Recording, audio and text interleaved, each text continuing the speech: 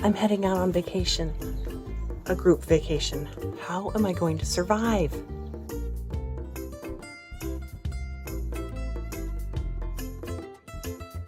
Joy Lab. Hello everyone, I'm Tanya Lehman, the Speaking Confidence Coach. I help introverts speak up with confidence without changing your introvert nature so you can thrive in leadership, in the workplace, and in relationships. If you're an introvert, group travel can feel like an Olympic level undertaking. You're trying to enjoy the vacation, connect with people, and make memories while also wondering, when will I ever get 5 minutes alone?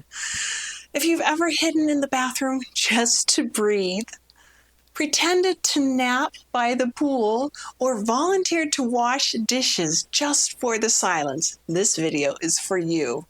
Today I'm sharing 5 practical ways to survive group travel as an introvert without feeling guilty, rude, or like you're doing vacation wrong.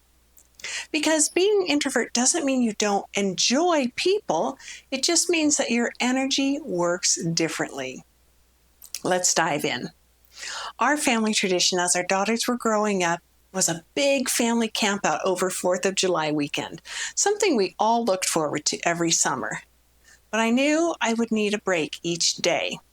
When the girls were small, we would take a drive in the afternoon, just the 4 of us, so that they could take a nap and I could take a social break. Later, when naps weren't needed for our daughters, we would still take a drive in the afternoon, maybe to explore the fish hatchery with a cousin or two, or a visit to the playground.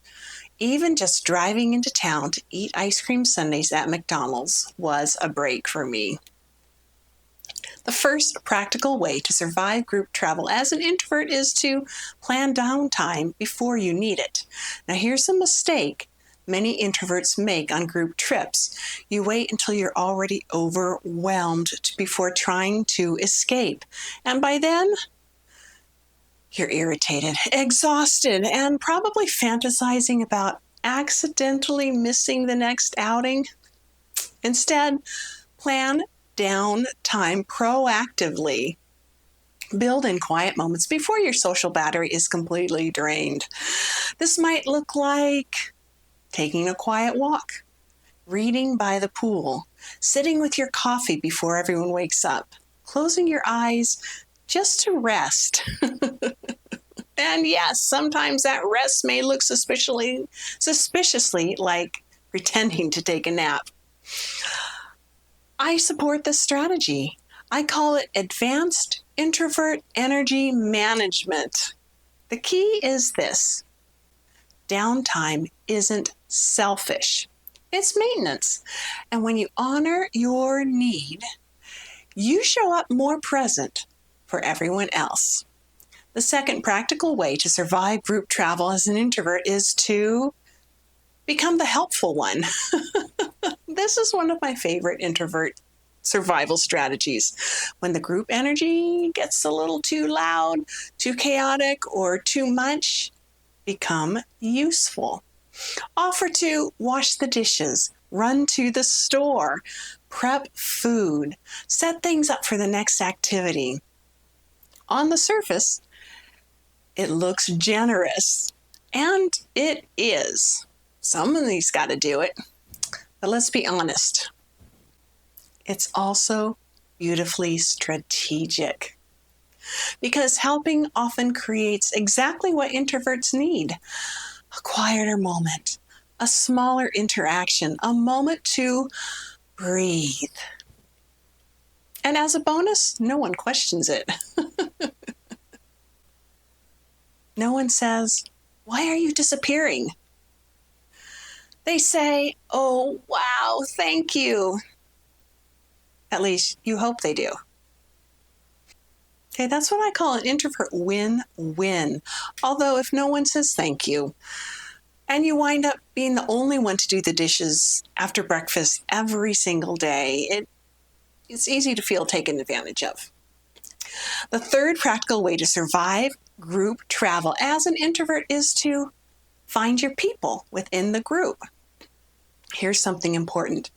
Being introverted doesn't always mean wanting social solitude.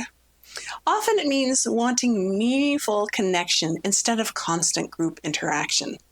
That's why one of the smartest things you can do on a group trip is identify your anchor people, the ones who enjoy deep conversation, appreciate quieter moments, maybe around a jigsaw puzzle, feel grounded instead of draining, don't need nonstop stimulation, and sometimes all it takes is finding one other person who also needs a break from the chaos. Suddenly, the trip feels manageable. You can still be part of the experience without forcing yourself into every loud group interaction. Quality over quantity. That's the introvert way. The fourth practical way to survive group travel as an introvert is to claim quiet time at the edges of the day. If sneaking away in the middle of the day feels difficult, use the edges. Go to bed a little bit earlier, not to sleep, but to read a book in bed. Wake up a little bit earlier. We have an annual week at the beach, and I tend to wake up early, go for a little run, and then eat breakfast alone on the patio. It's so peaceful, just watching the waves as I greet the day. There is something magical about those quieter moments. Early morning coffee before anyone wakes up. For me, it's early morning Diet Coke before everyone wakes up. A few peaceful minutes at night before the chatter starts again. These moments create space for your nervous system to reset. It makes you someone who understands your energy. Honestly, some of the best vacation moments happen before anyone else is awake. There's no debate over what to eat or where to eat. No group text blowing up. No one asking, what does everyone else want to do? Just peace, glorious peace. Before I give you the fifth tip, please take a moment to click like and subscribe. It helps more quiet professionals find their voice by finding my YouTube videos. And if what I'm saying resonates with you, look below for more details. More resources. Let's work together, because becoming an introvert who can confidently speak up is the most effective way to build stronger relationships, earn respect at work, and share your ideas where they matter most.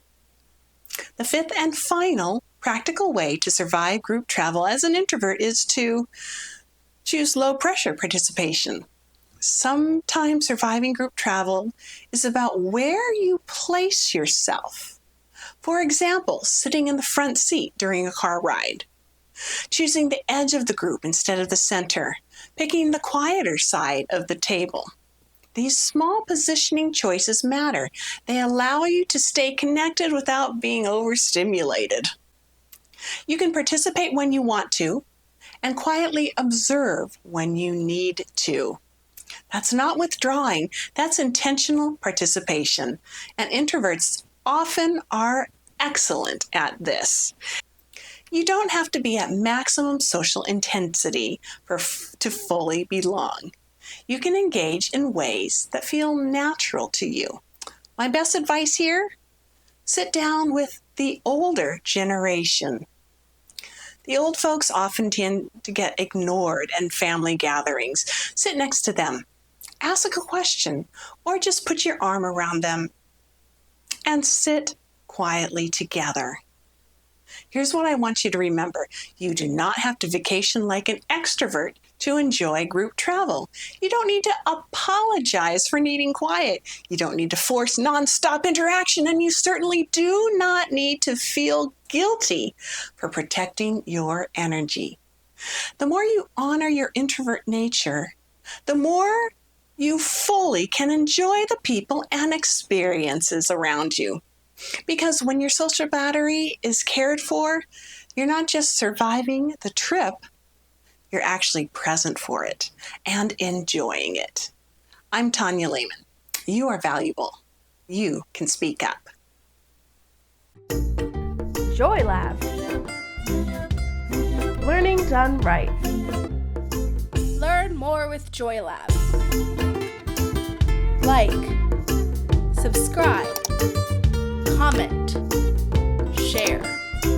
Visit us at www.joylab.biz. Thank you.